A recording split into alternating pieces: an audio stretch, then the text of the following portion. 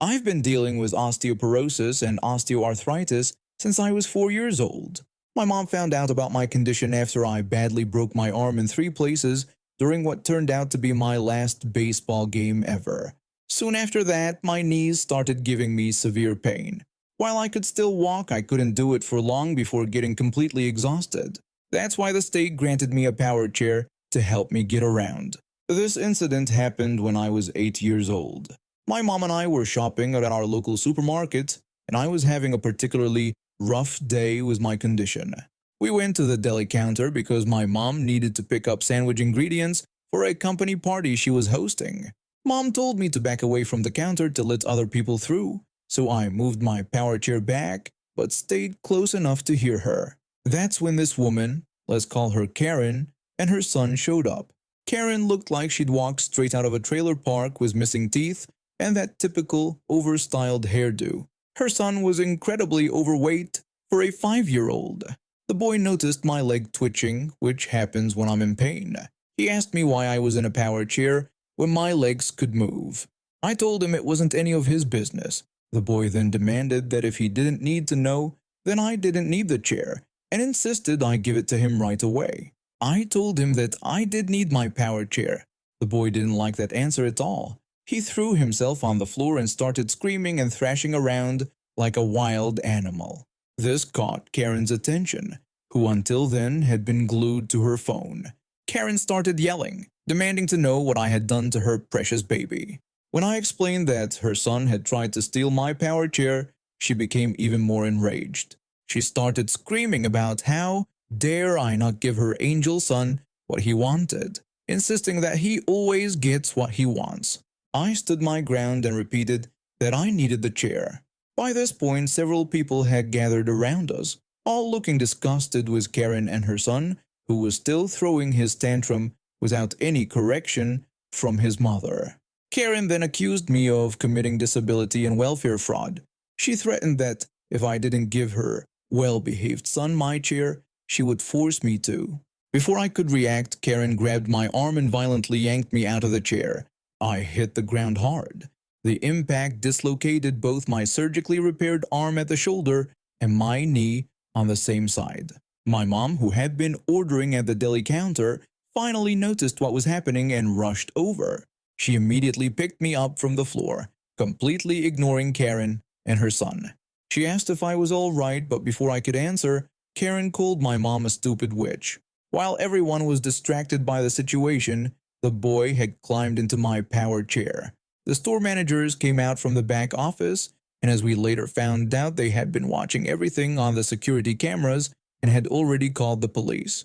Karen smugly told them they would sort us out. When the manager asked what the issue was, Karen demanded that we be arrested, claiming that we had tried to steal her angel's power chair. The manager calmly told her that they knew exactly what had happened. Karen tried to announce they were leaving, but the manager stopped her, explaining that they had already called the police. Karen and her son tried to make a run for it with my power chair, but they only made it to the exit before being stopped by a police officer. I was taken away by emergency medical services at that point, but I later found out that both Karen and her son were arrested. Child Protective Services came and separated them right there in the parking lot.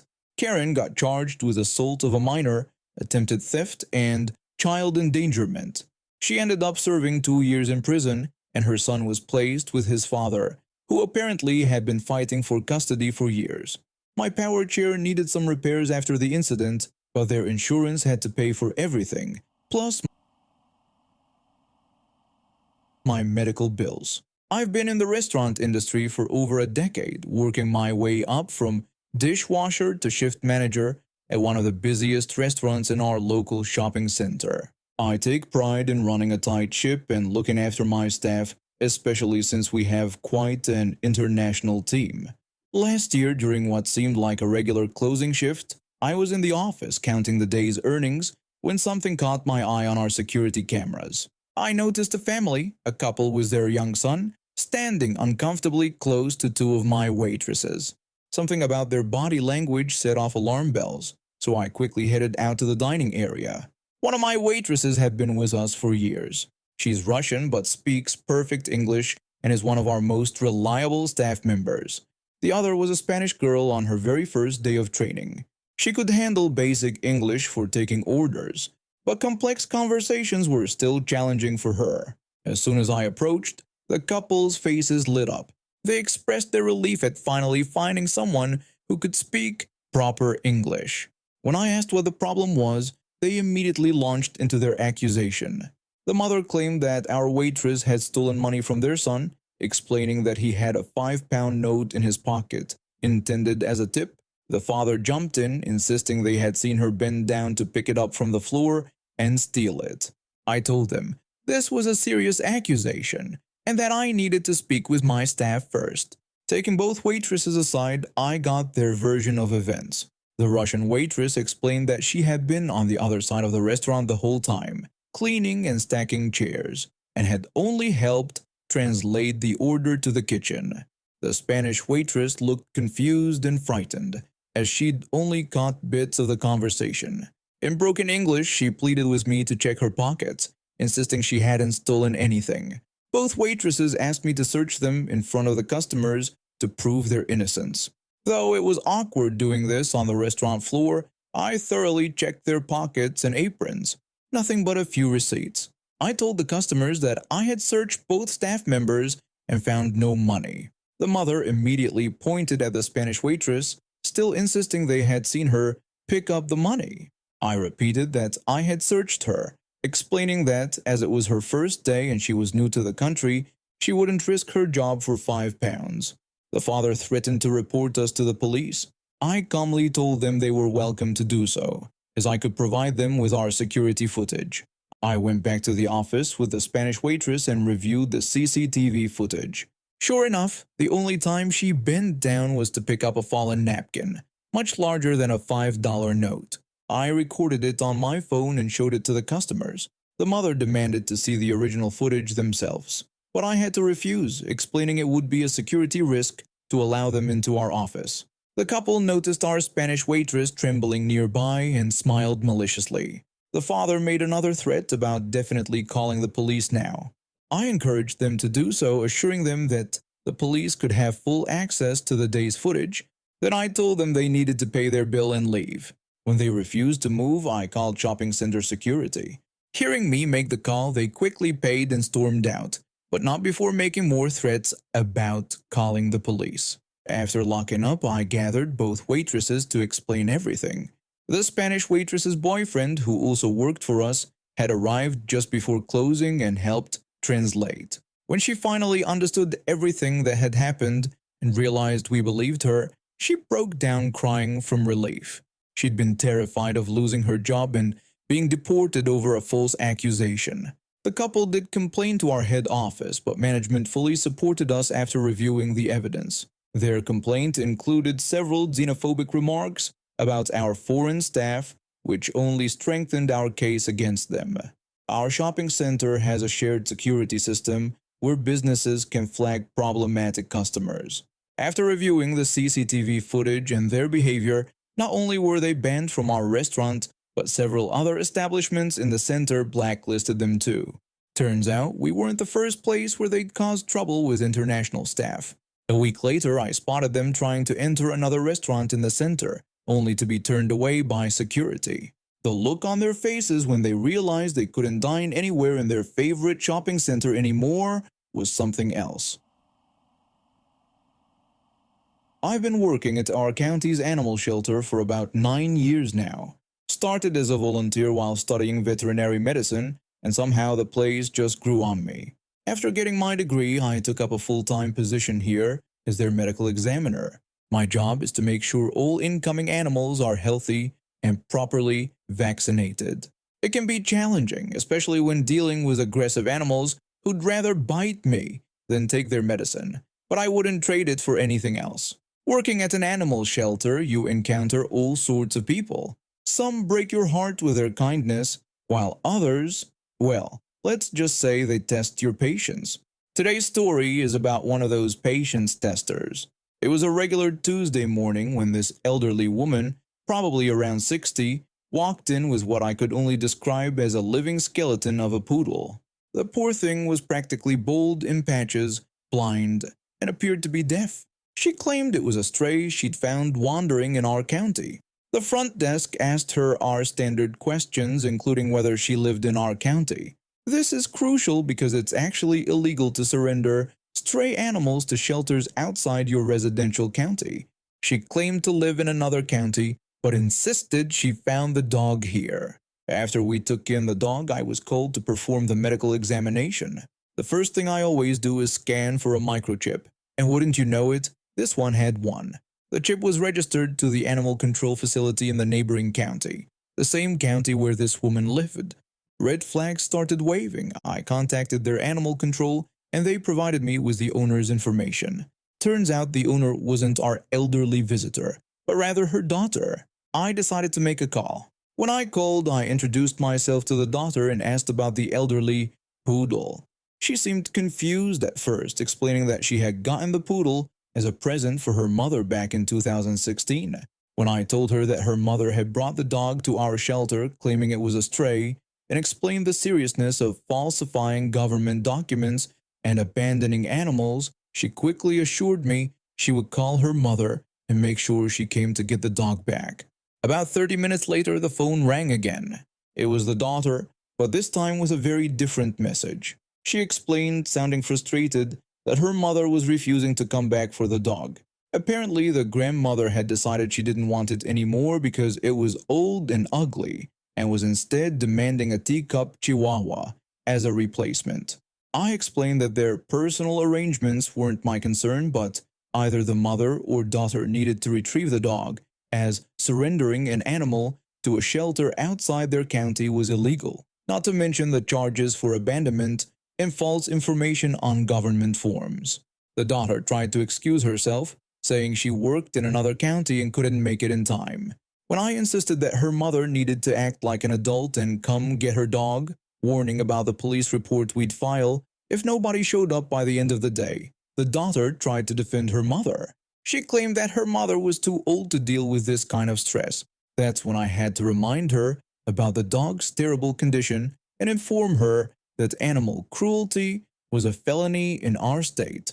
Finally, she agreed to come get the dog, and I reminded her of our closing time. Neither of them showed up that day. As promised, I filed a police report. The police managed to track down the grandmother and pressed charges against her for animal abandonment, providing false information on government documents, and animal cruelty. The poodle's story has a happy ending though. After receiving proper medical care and nutrition, she started showing significant improvement. We partnered with a senior dog rescue organization, and they found her a loving foster home almost immediately. Last I heard, she's thriving in her new home with people who actually care about her well-being. The grandmother's facing multiple charges, including a felony for animal cruelty. Turns out being old doesn't exempt you from the consequences. I hear she never got that teacup chihuahua she wanted. Seems like the daughter finally realized her mother shouldn't be responsible for any animals. I've been a kindergarten teacher for over 15 years, and I absolutely love what I do. There's something magical about watching young minds discover the world around them at their own pace. But last year, I encountered probably the most challenging parent I've ever met in my entire career. It all started during our fall semester enrollment. I was going through my usual meet and greet with new parents when this particular mother walked in with her 4-year-old son. Right from the start, something felt off about her demeanor. She immediately launched into a speech about how her son was extremely gifted, claiming he'd been showing signs of extraordinary intelligence since he was just a baby. When I responded with encouragement about how we let children learn at their own pace, she became more insistent. She argued that he wasn't like other children and should be in advanced classes, even claiming he could solve complex mathematical equations. I watched as her little boy wandered over to our building blocks corner, struggling to stack them properly. When I tried to engage him in basic conversation, he could barely string together simple 3-word sentences, which is actually quite normal for his age group. I suggested that we should start by assessing where he was developmentally to provide the best learning experience for him. She scoffed at the mere mention of assessment, declaring that she'd already had him tested privately and his IQ was off the charts. She pulled out a crumpled paper from her handbag. It was a printed certificate from one of those online IQ tests for toddlers. You know, the kind that tells every parent their child is a genius if they pay $29.99. Despite my reservations, I accepted her son into my class. That's when the real nightmare began. Within the first week, she started demanding that we provide her son with advanced calculus worksheets and quantum physics lessons. Yes, for a 4-year-old who was still learning to count to 10. One day, she barged into my classroom during nap time, demanding to know why her son was sleeping instead of studying advanced French. She ranted about paying good money for his education. When I explained that all children this age need rest periods for their development, she became even more agitated. She insisted her son was already developed and tried to prove it. She woke up her poor son and tried to make him recite multiplication tables she'd clearly been drilling into him. The boy just started crying and asked for his stuffed dinosaur. Things escalated quickly. She began showing up unannounced during class hours, criticizing our curriculum and demanding to speak with the principal almost daily. She even started a Facebook group called Reform Our Failing School System, where she posted edited videos of our teaching sessions, claiming we were suppressing young geniuses. The principal finally had to step in when she tried to reorganize our entire classroom schedule to accommodate her son's special needs. When the principal explained that we couldn't change our entire curriculum for one student, she exploded with rage. She called us all incompetent and claimed she was friends with several school board members. She wasn't. The situation reached its peak when she filed a lawsuit against our school, claiming we were deliberately holding back gifted children and discriminating against advanced learners. Her evidence? A folder full of her son's scribbled drawings that she claimed were advanced mathematical formulas. The lawsuit was thrown out within weeks, but Karen wasn't done. She withdrew her son from our school and announced she was starting her own academy for exceptional minds from her home. She transformed her living room into what she called a learning sanctuary with quantum physics posters, language charts, and a tiny piano for mandatory Mozart practice sessions. This is where the story takes an interesting turn. One of my colleagues' children happened to live next door to Karen. According to them, the academy lasted exactly 3 weeks. Apparently, her son had a complete meltdown during what was supposed to be a demonstration day for potential students and their parents. The boy had been pushed so far beyond his limits that he simply snapped. In front of all the assembled parents, he threw his advanced mathematics worksheets in the air, knocked over his mother's carefully arranged educational displays, and proceeded to sit in the middle of the floor, playing with the only toys he could find, some packing peanuts from an Amazon box. One of the attending parents happened to be a child psychologist. She took Karen aside and spent nearly 2 hours explaining normal child development to her. I heard that Karen broke down crying when the psychologist helped her realize she'd been projecting her own unfulfilled ambitions onto her son. Last I heard, Karen had enrolled her son in a regular preschool program across town. My colleague's child says they occasionally see them at the local playground now, the boy actually playing like a normal kid, and Karen sitting quietly on a bench, watching him just be himself. Karen's Facebook group got transformed into a parent support group for accepting and celebrating children's natural development stages. She's not the admin anymore, but I hear she still participates, sharing her journey of learning to accept her son for who he is, not who she wanted him to be.